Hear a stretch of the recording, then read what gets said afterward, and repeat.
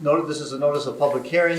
This is the public hearing on the 2020 tentative budget as submitted by the county exec. Anyone would like to come forward and speak, you are welcome to do so. Please, for the record, you need to state your name. And remember, this is a public hearing. It's not a question and answer.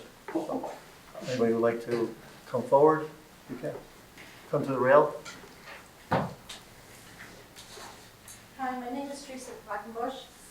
I usually don't come to these because I think you guys are all doing a great job. I'm the local president for CSEA for Montgomery County, and I had heard some cuts in our budget for Department of Social Services. I understand a lot of cuts have to be made, but my bigger concern were for a couple of the positions that were cut that was already offered to some of our members, and I just want to ask you to reconsider those 3 positions that were cut and offered to the people.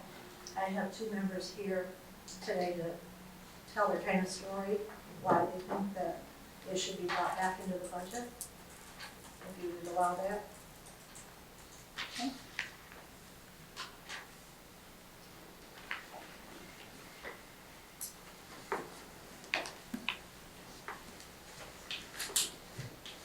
Good evening. My name is Michelle Geloso. I have been the receptionist for the Department of Social Services for the past 4.5 years.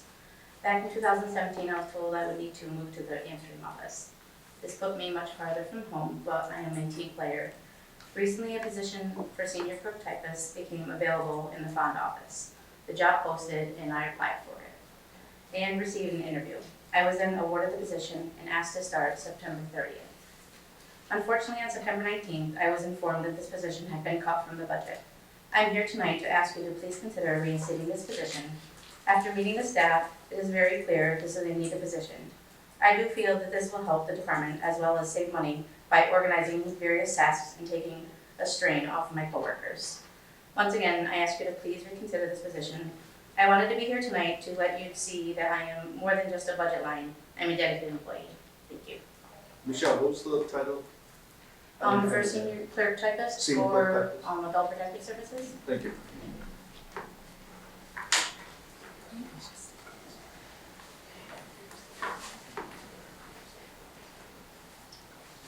Good evening, my name is Kristen Cornell. I'm a caseworker for Child Protective Services. I've been here for a little under 4 years, and in my 4 years here, I started out here in Fonda. I was moved to the Amsterdam office for 2 years. I've been brought back here. I was in February of this year, I was promised by my supervisor and Deputy Commissioner Tom Lippy that I would be getting a senior caseworker position when the test was available for me to take. If I passed the test and did the application and everything checked out, that I would have the job because he's seen me work. He knows my work ethic, how I work, and sees me day in, day out, coming in every single day, staying the late hours, helping my coworkers, whatnot. Being a CPS caseworker is extremely difficult. We see and deal with some really awful things, and there's some really bad people out there, but there's also some really good people out there too. And this group of people that I work with are the best group of people I've ever worked with. It's an extremely hard job, but we have each other's back day in and day out. And as a senior caseworker, I would be able to move up and be in a supervisor position to help my other caseworkers, not only get tough cases and take the burden off them, but to also train new caseworkers, which I think is really important because we can't find caseworkers, we can't get caseworkers, and a lot of new caseworkers are coming and going. And I think a lot of that is because they're not getting the training, the supervision, and the guidance that they need to stay here. So I have a teaching background. I like teaching. I like helping my coworkers. That's what I wanted to be able to do in this job. I took the test, passed the test, was offered the position approximately 3 weeks ago by Deputy Commissioner Lippy and by the Commissioner McMahon. And then came in Monday morning after a whole weekend on call, running the county from one end to the other, and got an email from the commissioner that he was taking back my position because of budget cuts. I don't know about anybody else, but that's the worst way to start a Monday. And I'll be honest, one of the reasons I have stayed here for the past few months is because I was promised a promotion. Because Deputy Commissioner Lippy saw how frustrated I was with where I was at and said, please stay here, please stay, we need you, please stay, and your time will come to move up.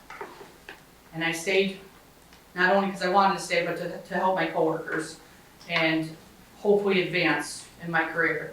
And when I was offered the job, I was ecstatic, as anybody would be. And then to be told, oh, sorry, you're not getting that. It was heartbreaking. You know, it's not that much more money, but it's enough that would make a difference in my life, you know, and my family. So I would, like Michelle said, would like you guys to just reconsider. I'm a person. If anybody has any questions, what I go through every day as a CPS caseworker, what I see every day, I'll gladly answer your questions. And I vouch for every single caseworker I work with up there. We work our butts off every single day. We do some amazing things. So I would just hope that you would reconsider cutting that position from the budget. Thank you.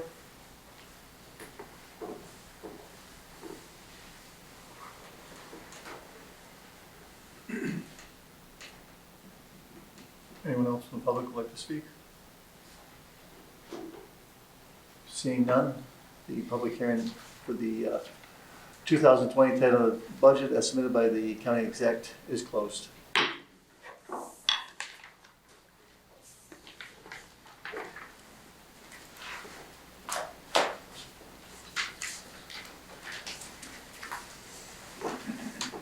John,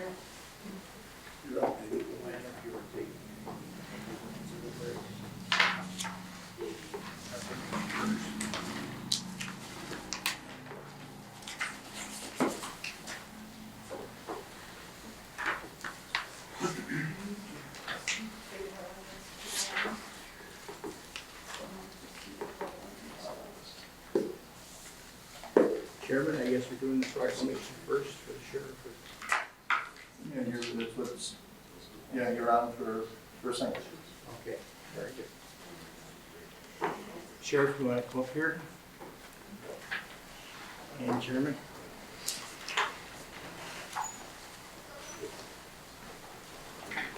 We're gonna need to start a new wall over there pretty soon. Yeah.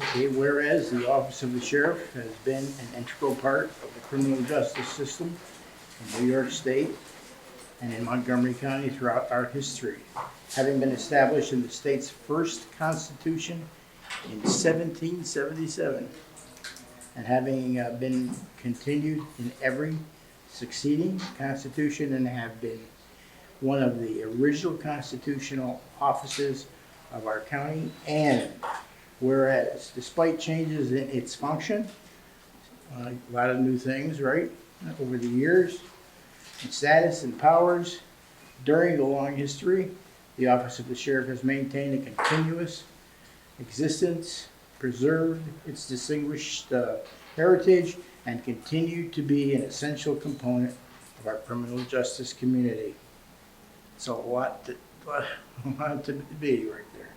Whereas the whereas the office of sheriff has evolved into a modern, professional, full-service law enforcement agency manned by fully trained police officers, using state-of-the-art technology and applying the latest and most advanced theories and practices in the criminal justice field. And whereas as a constitutionally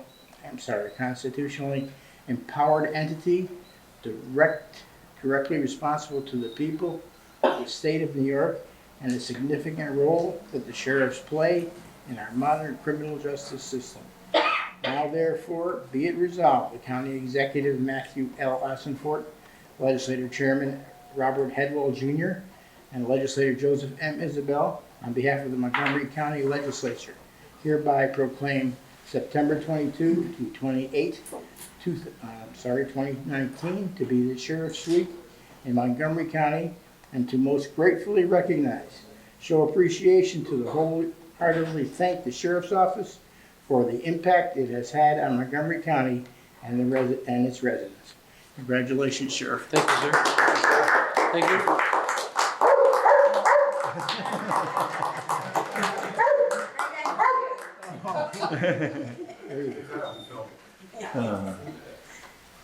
He acknowledged it also. Thank you.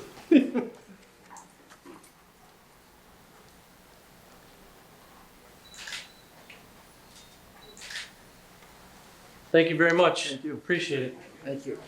That's all you got tonight, Tom? What's that? I said, that's all you got? No speech? No, that's resolution.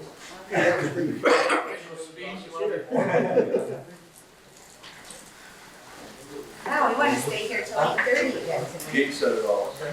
Well, the meeting No, no, I know what's that. It's the after meetings.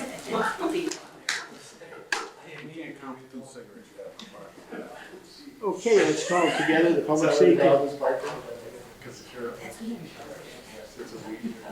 Yes, you're good. Madam Clerk, okay. Yes, Let's sir. go to get in order the Public Safety Committee meeting at 6, I think it's 6:10 up here. 6:07. And it's 6:07, excuse me. Is there anything to discuss? Okay, then let's see, let's move on to our resolutions. And let's see, resolution number 1 for the night. Resolution authorizing the county executive to enter into an intermunicipal agreement for the provision of youth services program, Department of Youth and Veterans. Is there a sponsor? Legislator Bryan. Second? Legislator Roy. Okay, and any discussion for that resolution?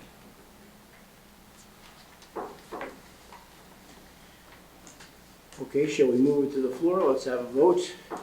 Aye. Okay, all in favor? Aye. All opposed? Any abstentions? That passes.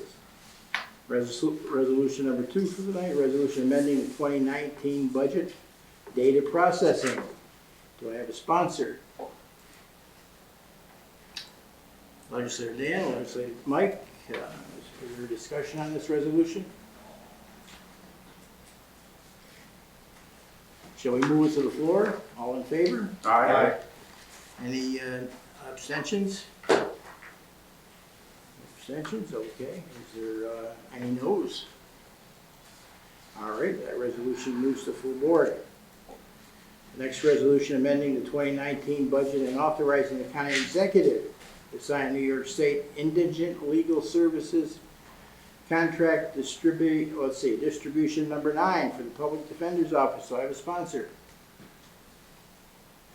Legislator Mike, Legislator Dan. Okay, and is there any discussion on that resolution? If anybody wants to, there's some coming up for the sheriff. Considering our last night meeting, if anybody needs discussions on those items, please ask, so we'll try to condense it a little bit, okay? Number 4, resolution amending the 2019 operating budget and authorizing the county executive. Well, this is the one I just did, right? Legal services, contact. I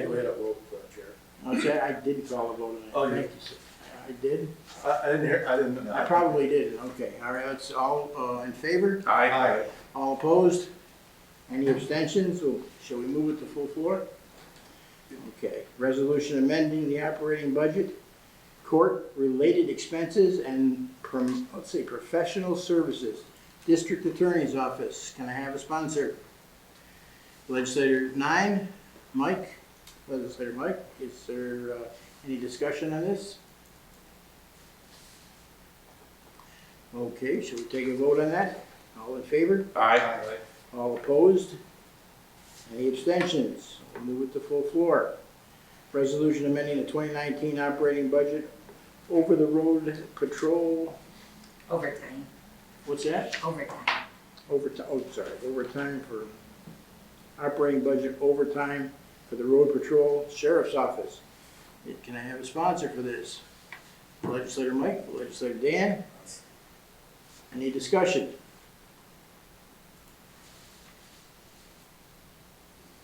All in favor? Aye. All opposed? Any abstentions? We'll move it to full board. Resolution amending 2019 operating budget, Sheriff's Office again. Do I have a sponsor? Legislator Bryan. Legislator Roy. Okay, and let's, any discussion on that? I guess not, so let's take a vote. All in favor? Aye. All opposed? Any abstentions? Resolution amending the 2019 operating budget, correctional facility, the sheriff's office. Do I have a sponsor for that? Legislator Dan? Legislator Roy, okay. And, any discussion on that? Any questions? Okay, so we take a vote. All in favor? Aye. All opposed? Any abstentions? Okay, the numbers are not correct, right, they're one off, so we'll go resolution amending 2019 operating budget, K-9 unit, as a sponsor for that. Legislator Bryan. Legislator Hegel, can I ask you? Mike is, okay. Legislator Mike? All right, any discussion on that?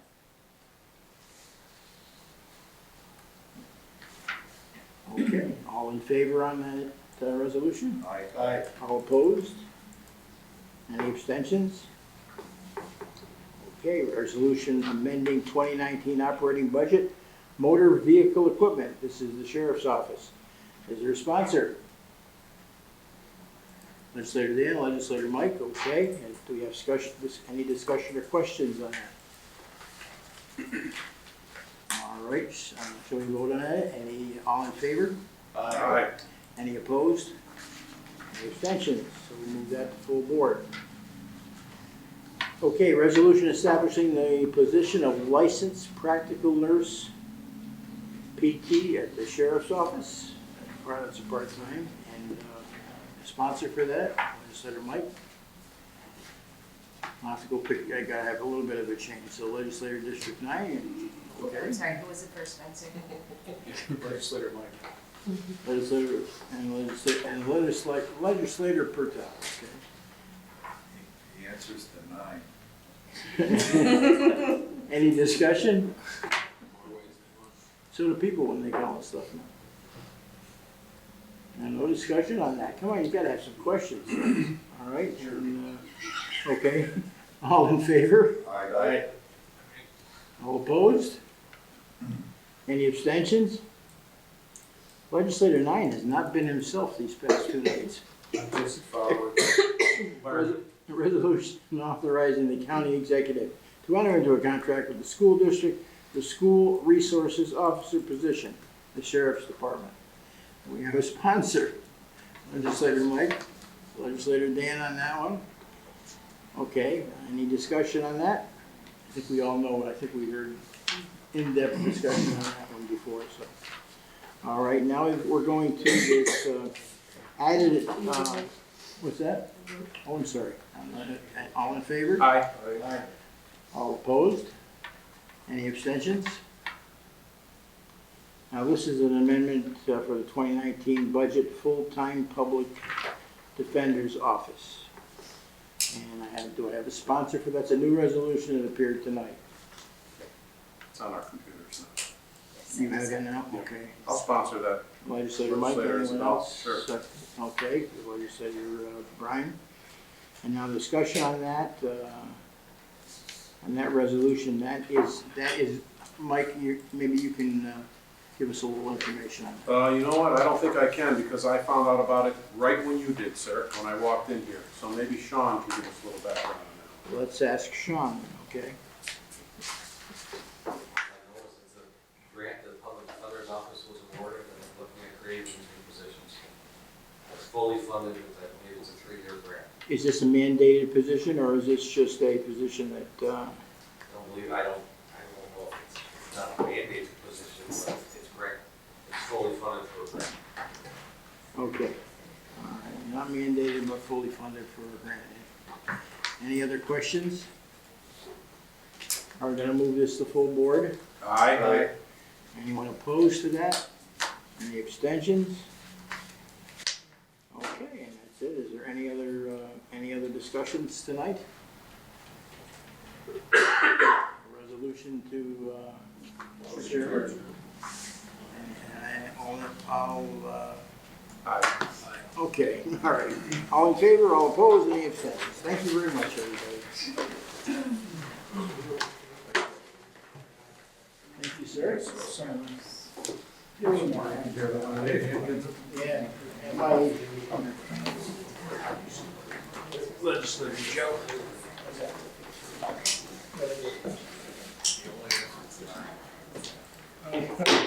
Call to order Economic Development Planning Committee at 6:17.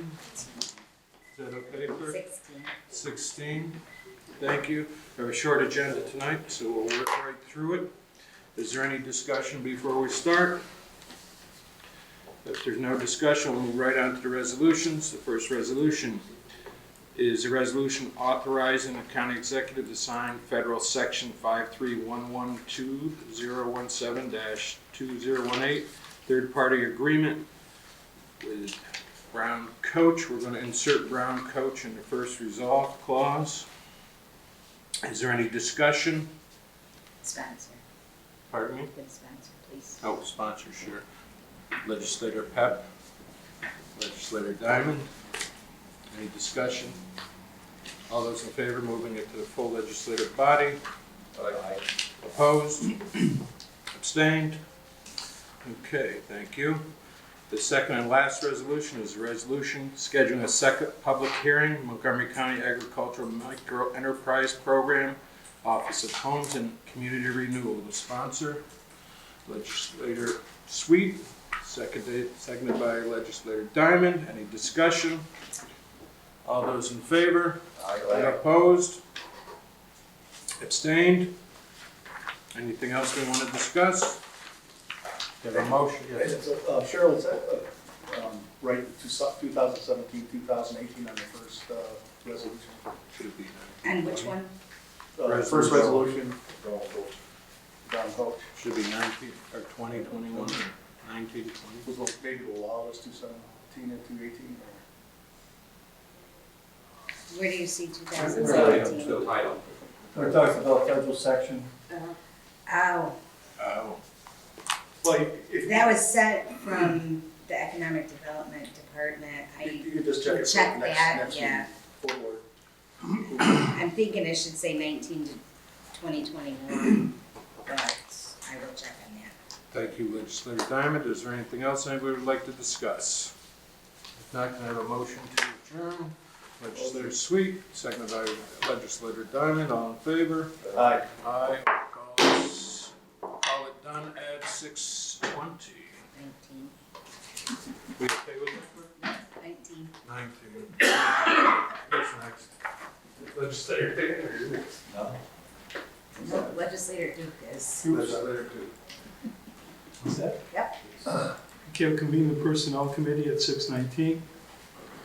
We have 3 resolutions this evening. All of them come by recommendation of excuse me, the Personnel Officer. First privilege of the floor. Does anyone wish to be heard on anything before this committee or any other items of interest or no? If not, we're on to the resolutions. The first is a resolution authorizing the county executive to sign a renewal agreement with Humana. Look for a sponsor in a second. Nelson. Is there any discussion here? If not, we'll vote to carry to the full legislature. All in favor? Aye. Any opposed or abstentions? Thank you.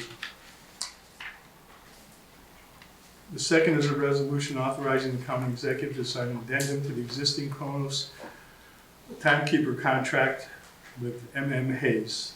I'll sponsor. Have a sponsor and a second? Second. Yes.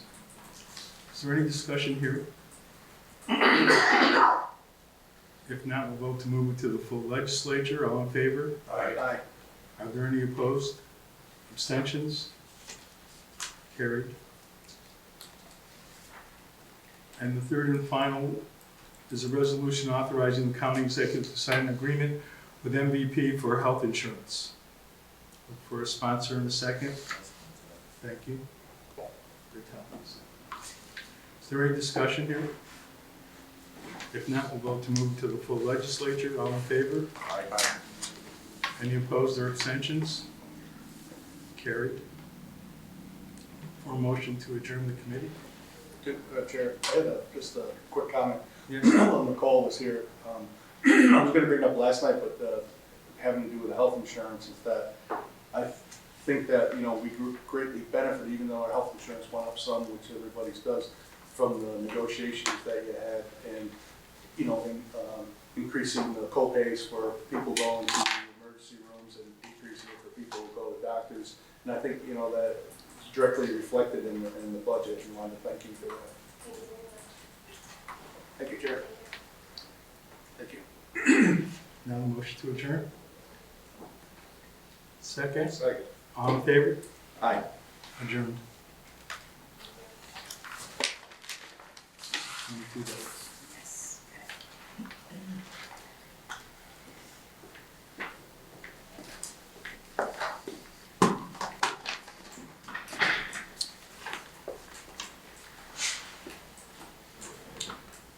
Okay, I'd like to call the Budget and Finance Committee to order at 6:22. 6:22. Best to check with you. Any items for discussion? Remind that this is a committee of the whole. All right, our first resolution this evening. Resolution authorizing the sale of real property acquired by tax foreclosure in the town of Amsterdam. Do I have a sponsor? Chairman Hadwell, a second. Legislator Wilson. Discussion on this resolution. Yes. Number 9. Do we have any more information on this property, Sean? I mean, is this property that was sold in the auction This before? was, it was attempted to be sold at auction. We received bids, the first bidder and second bidder both declined. This property, it's a landlocked property that goes back to, It was across the creek? yes, it's a damaged house that was damaged into the tornado, goes to the Green Zone. 2000. Yeah. And the neighbor approached us and is interested in purchasing the property. That makes the most sense because, This is several acres. yes, So I know that there's a person that, on the other side of it, that was also interested, and expressed interest before, was at the auction. okay. These, like I said, after the auction, and these people approached us, and I said I would bring in front of the ledge. So our approach here is the person that number 9 is talking about had ample opportunity to bid on this at auction. No, Well, they can put a proposal in. they didn't know that it was available. Okay. They had no way of knowing that it was available, and it was in the auction originally. This is a repetitive property, it's been in there several times, sold and re-foreclosed on. And there's people that have land behind this that need access to get to the property, get to their property.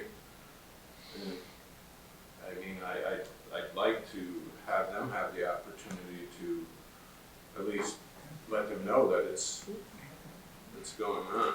So what is our procedure here when it's gone through auction, nobody's bid on it, somebody's made an offer, and now somebody else The way may the be policy interested? has been is if the property goes through auction and it fails to close,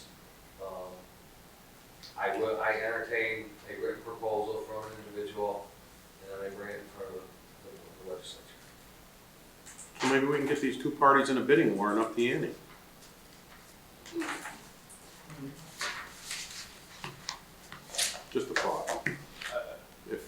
that way Legislator Pertel also gives his constituent an opportunity.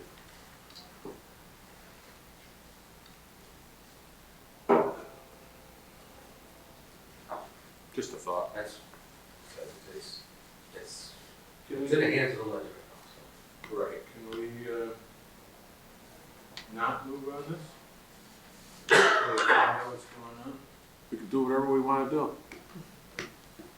I asked that fellow legislators would consider not to pass until the other person has an opportunity to at least know that it didn't go through auction. That could- Are you withdrawing your sponsorship? It was, He is sponsored. It was Headwell Wilson. In that case, yes, I'm withdrawing. I had you written down. It was Headwell and Wilson. Mr. Chairman, I think the problem here, of course, is that the opportunity to purchase the parcel came during the auction, and no one acted upon that. They did. They did? How so? So there were several people that bid on it. My constituents, or the people that own the property also, I believe, bid on it. But the winning bidder did not come through and fulfill his obligation to close. Oh, okay. So is there any procedure whereby you go to the next highest bidder? Yes, we do offer to the second bidder, and the second bidder declined. I'm sorry, I didn't hear The that. second bidder declined as Okay. well. And then what about the next bidder? We only go to, we only record the winning bid and the And the second backup. bid.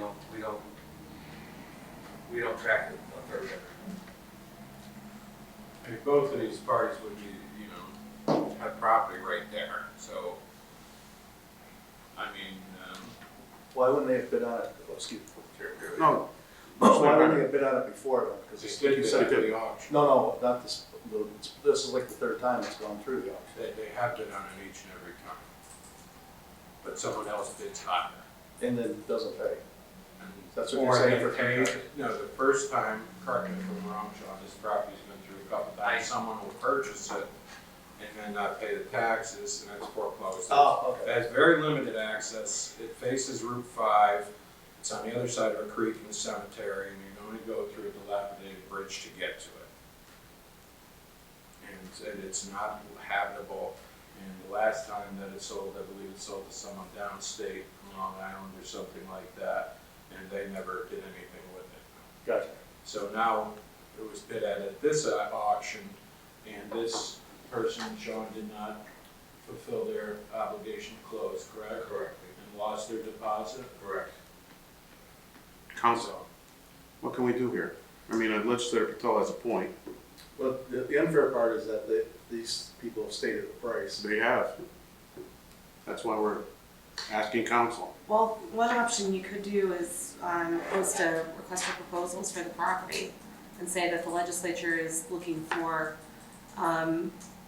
requests and proposals for how someone would deal with this property, including a price and a plan, and open it up to the public and publish it and advertise it and make it available for everybody.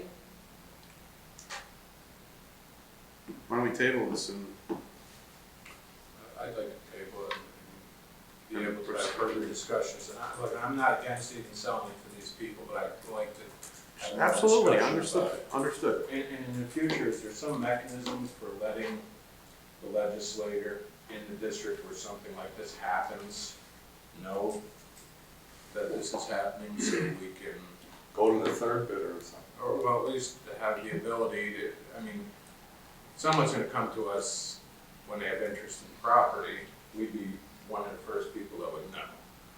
We don't have to even have an answer with that tonight, but I would hope in the future as a courtesy, at least in my district, if someone does that, if something fails to complete the sale on the auction, if you could let me know. Well, we know that if we don't accept the bids, or if when we do accept the bids, we know what properties are remaining. The bid was accepted. They Right, did not close. We didn't approve the sale. We did approve the sale. We approved the ability to close.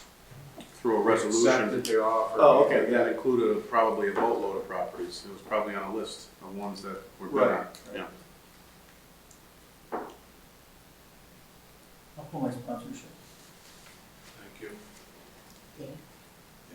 Just one more question here in regard to this. The resolution to sell, what was, how was that price determined? That's what that was the written quote. That was the written offer. That was their original offer? That was their written offer. Oh, their written offer. But it was not the price that it was originally sold at, that was not closed, I can look back at the resolution. which would have been higher because they weren't Yes. awarded the bid. Correct. I think in the future, and maybe we'll take some steps to do this, we'll offer the property at that price. See if we get any takers. At the hybrid bid price that never came through, yeah. Probably a decent idea, very And good. just for a point, you know, I'm trying to make to the ledge, and like I said, I'm not opposed to withdrawing this, but anytime there's a property with a structure or a house on it that fails to close at auction, we attempt to unload it before the winter season. And I know we just did have a meeting with our insurance carrier, and they're concerned with county-owned properties with structures on There are structures on this. There's Yes, a house there that's been vacant for Oh, okay. almost 20 All years. right, I wasn't aware of that, I thought it was just land. Sheriff, I Absolutely. could. Sean, don't we also offer these online after the fact? it. We have done online auctions before, Yeah, after, for those that do have those. but we didn't for this. Thank you. Legislator Wilson, do you want to pull your second sponsorship? I mean, Doesn't need to, does Yeah. it? no, I believe the clerk of the legislature indicated to me that we need both sponsors. No, the point of order would be, Bull says you ask if someone wants to assume it, if not, then. Okay. No, I was just telling you that he said to me. Oh, I'm sorry. I'm sorry, I thought you said the other. Does anybody else want to sponsor? Okay. So this, just to be clear, so this will come back to committee in October. October. It's not a table, it's. It's just being Right, pulled right. So it's not gonna come back. until we have a sale. Can be reintroduced as If someone it's separate. brought it back up, Okay. they can put it back in the Reintroduced, system. but it's not Okay. off like the table. It's not under old business. Right. Okay, great, thank you. That's- All right. Our second resolution this evening is a resolution amending the 2019 operating budget and authorizing the county executive to enter into a contract with the New York State Industries for the Disabled and General Code digitization grant. I'd like to sponsor that. Legislator Patel, do I have a second? Legislator Wilson, any discussion on this resolution? Hearing none, all in favor of moving it to the full board? Opposed? Abstentions? Thank you. Our next resolution is a resolution authorizing the Montgomery County Executive to sign contract for solid waste disposal with Seneca Meadows Incorporated. Do I have a sponsor? Legislator Diamond, do I have a second? Legislator Wilson, do we have some discussion on this? Hearing none, all in favor of moving it to the full legislature? Aye. Opposed? Abstentions? Thank you. And our final resolution approving abstract of audited claims. Do I have a sponsor? I'll sponsor. Legislator Patel, second. Legislator Diamond. Any discussion? Hearing none, all in favor? Aye. Opposed? Abstentions? Thank you. I have one other piece of business under other. This afternoon, and I was able to get to some of you to briefly discuss this minutes before the meeting. Somewhere between in the 2 o'clock hour this afternoon, the clerk of the legislature got a hold of me and said that she had just received an inter-office mail package from the district attorney with a proposed budget amendment that was sent by inter-office mail and not electronically, and accompanied with a letter dated Friday, September 20th, which was the deadline for which these should be submitted. The executive's office also received it at the same time. You have the letter here from the district attorney. She is seeking to include these in the 2020 budget. And I'll go down this, if you flip the letter over, on the back side is a copy of her budget, a photocopy of it, with, you'll notice the key and the legend in the upper right-hand corner. The double asterisks denote the items that she would like included in the 2020 budget, including a clerk typist for $29,742. Office furniture, I'm sure, to equip that clerk typist with at $2,000. Computer equipment at $1,500. Office supplies, looking for an increase here from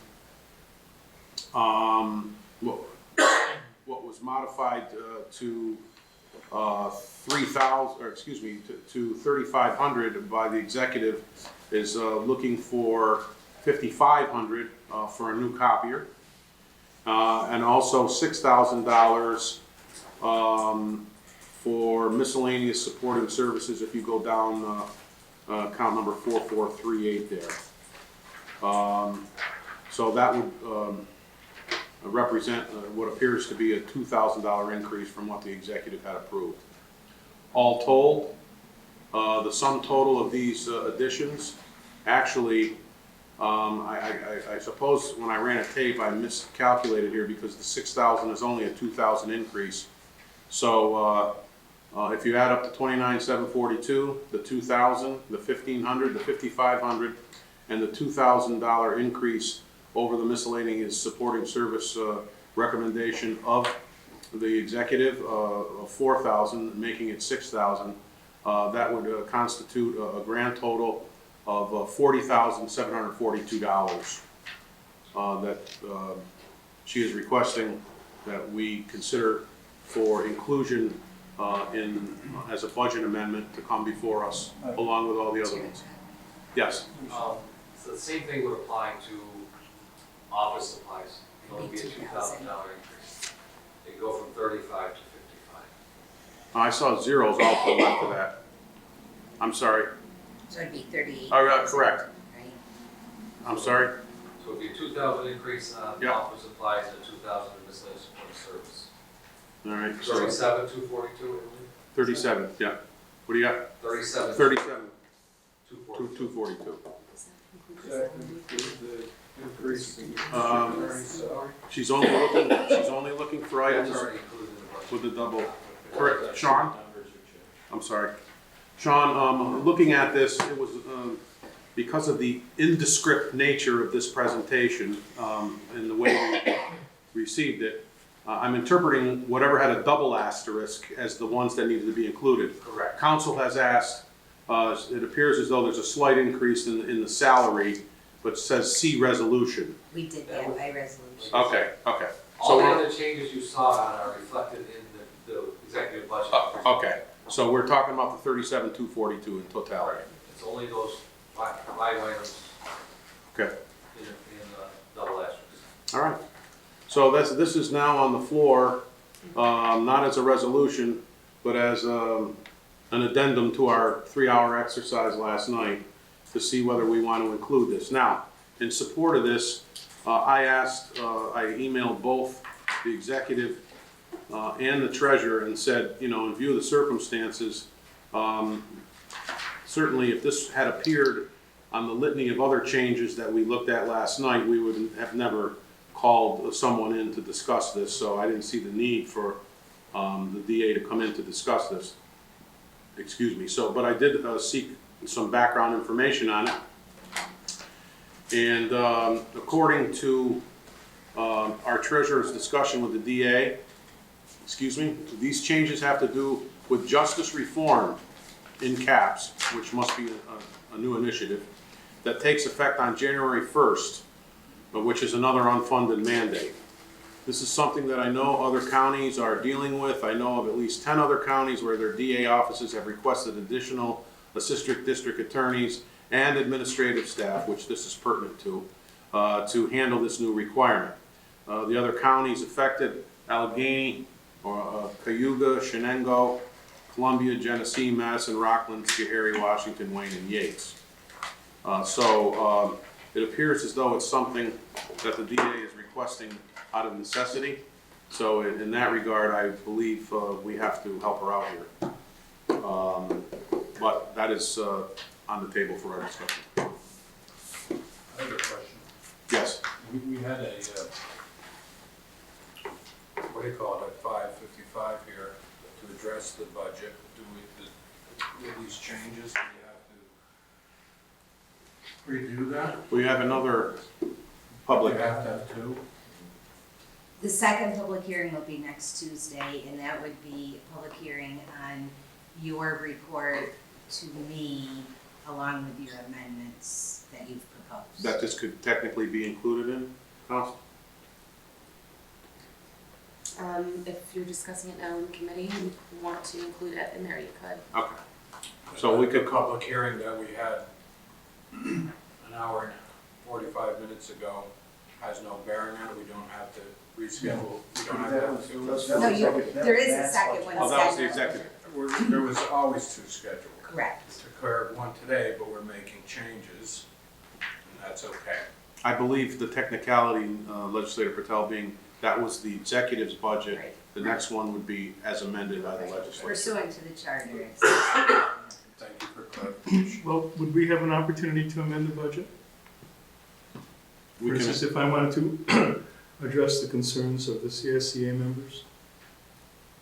I would imagine so, yes. And that's up for discussion as well if we want to, but can we get through this first? Since it's formally presented. I move that we include this in the All right, Chairman Hedwell has made a proposition, we include it. I second. Okay, do we want to do a straw since it's, that's the way we did our amendments? Legislator Sweet? Aye. Legislator Diamond? Aye. We know Chairman Hedwell's in. Legislator Wilson? Aye. Legislator DeJesse? Aye. Legislator Isabel? Aye. Legislator Patel? Yes. And I also vote in favor of it. So we will include this on the amendment. Now let's reopen Legislator DeJesse's discussion regarding the comments we heard during the public hearing. As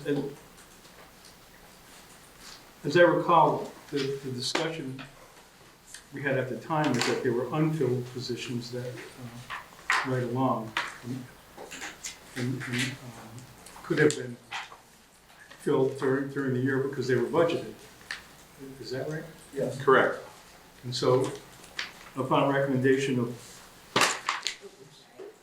the commissioner, we just went with the budget that had them unfilled, had them I believe, eliminated. I don't believe I believe, Sean, why don't you speak?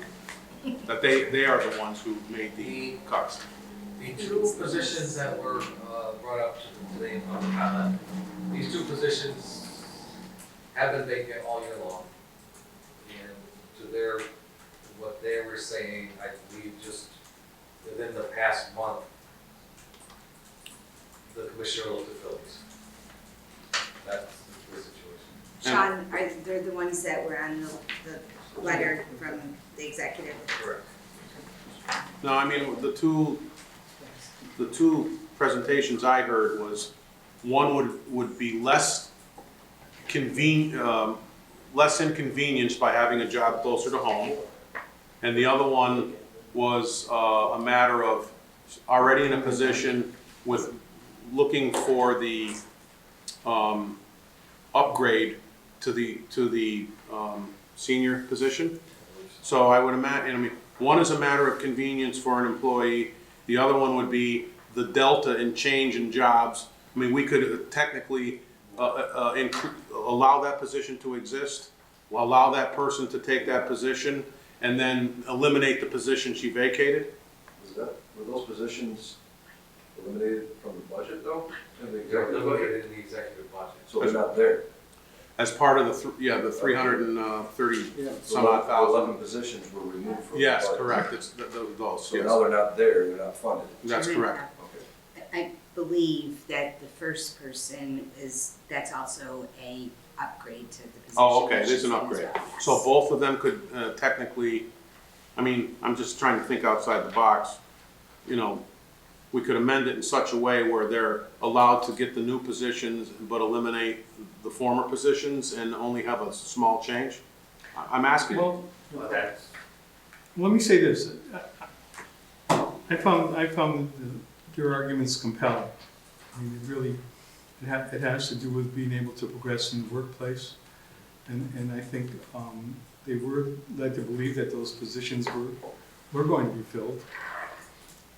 I believe them when they say that. So I would like to move to reinstate those three, was it three positions? Cool. Three CSEA positions.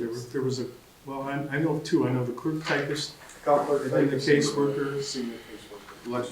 Legislator Patel. Two of the positions were upgrades. Correct. So I don't have a problem with funding the upgraded portions of them and still leaving the taking the open positions out. But they're moving into that. I mean, it's short money, right? We're not talking $100,000.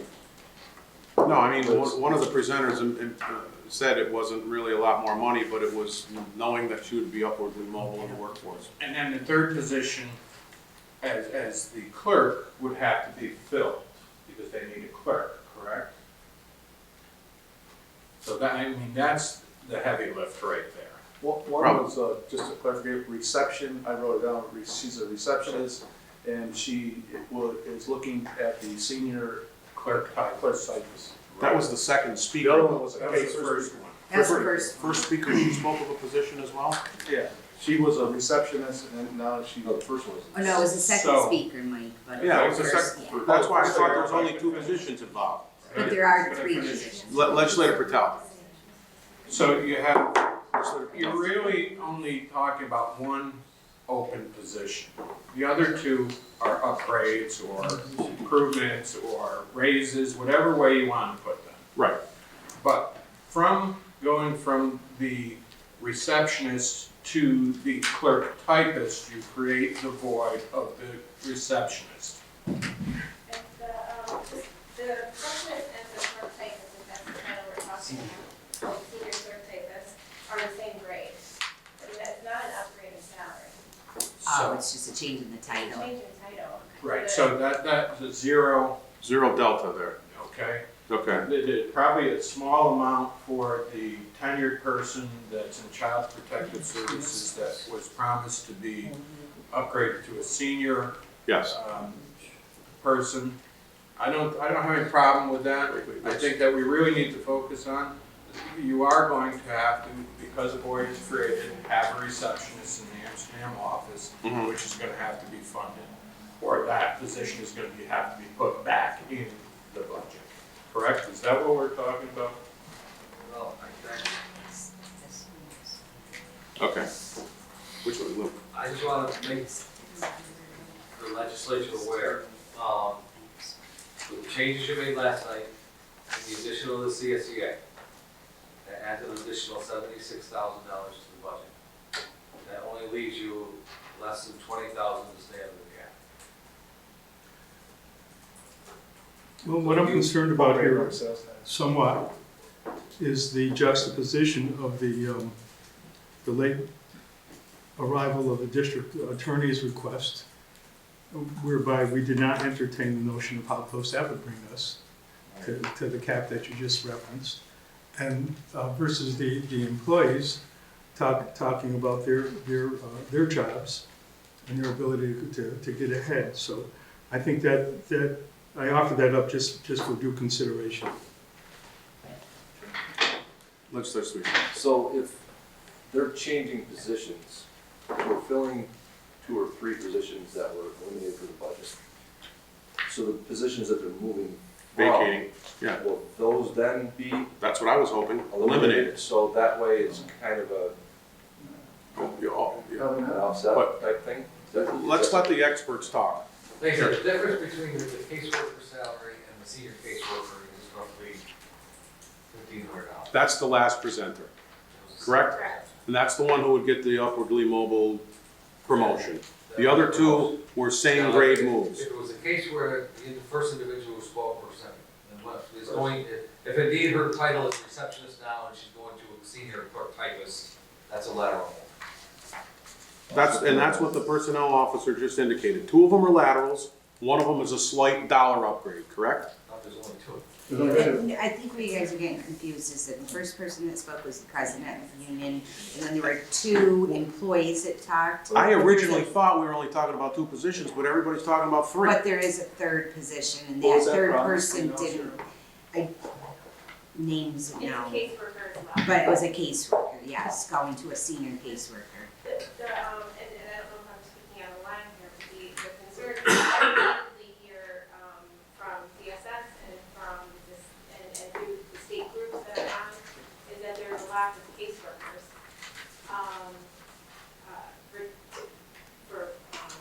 To do the functions of the position.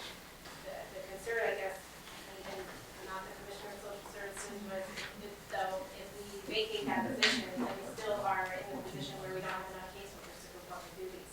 We just have more seniors, and unless they're taking on case loads, like a caseworker, I'm not, I mean, that would be So- for the Commissioner to determine. So the final presenter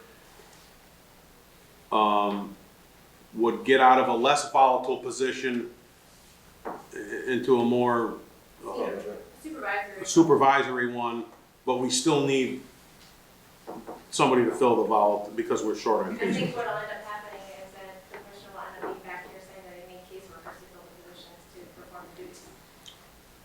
Let's take it, Tom. We don't have to make anything happen tonight. Why don't we call in the commissioner and have him explain exactly what he wants rather than us speculate what he needs. And when do we propose to do that? Next meeting. Chairman Pett, so you would have a proposed resolution with the amendments, but then you would be amending that resolution next Tuesday, unless you Okay. decide what to do tonight. Okay, legislator Diamond. Nicole, are these reimbursable positions? I think that, what I've heard in the past, I don't know 100%, is that the positions are somewhat reimbursed. Thank you. So why, legislator Isabel? If these positions are gonna bring us within $20,000 of the tax cap, you think, Treasurer? Well, like I said, that's pending any other changes of legislation. Okay, can you come up with, and send us a change in the tax rate? Okay, after that's done. I just want to make sure that I'm clear, I'm not saying I'm for or against eliminating No. positions, I just want to make sure that I'm clear in letting you know that we have a retention issue with caseworkers. Caseworkers, and we need them desperately. And you need someone to train them too. Mm-hmm. Chairman Hedlund. I think we went through a 3-hour exercise last night. We had the commissioner from DSS sit here in front of us. He knew what positions were being cut. He did not bring up any of that at all. He did not go down through and say, I need this person or I need that. I mean, we're sitting here, you know, because of the public comment. But I think if he really thought that there was a need for those senior people, that he at least would have said something to us last night about it. Mr. Chairman, I want to say absolutely we're here because of the public comment. That's exactly what I'm responding to. I think the, Chair, if I could, the. Yes. The issue with morale too, I think, is that, when you offer someone a position and then retract it, that's not the way I like to see a business conducted. I don't know if there was someone offered the third, or the second senior caseworker position, or that was just so big it was us, so these three positions were offered, then retracted. Well, I think what we ought to do, based on all the information here, is draw up a proposed resolution, correct, Cheryl, here, for these amendments, and also equip us with the information as to how it will affect our position against the tax cap. So that, yes, Chairman. Now, the proposed resolution, you want a replacement of positions? Yes. You want the 3 upgraded positions, but then you want to eliminate the positions that are being vacated. Well, I think we need to leave a caseworker one in. So now you're talking 4 people. Yeah, Actually, we'll be adding 1. adding 1. But don't you have to replace the receptionist down at Amsterdam? Yes, but that's already in the budget.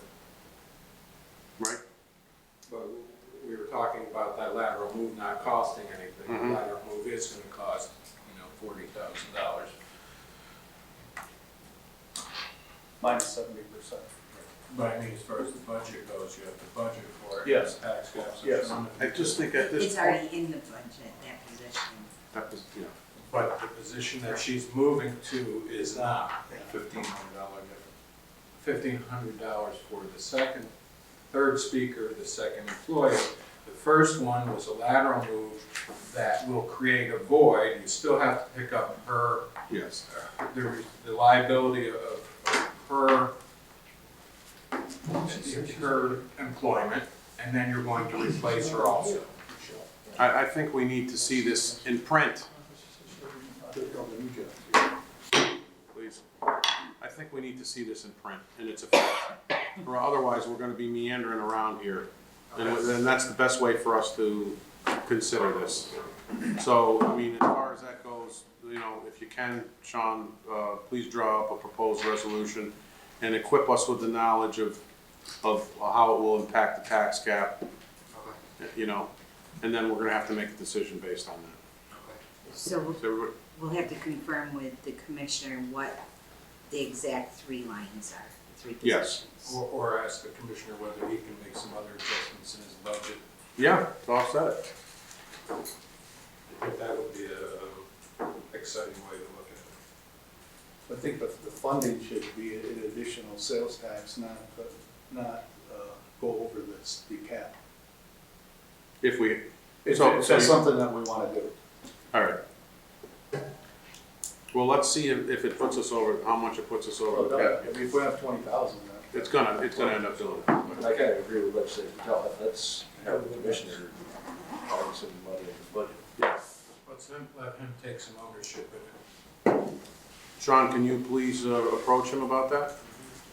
And then send us, email us, please, potential structure of a resolution and its impact on the tax cap.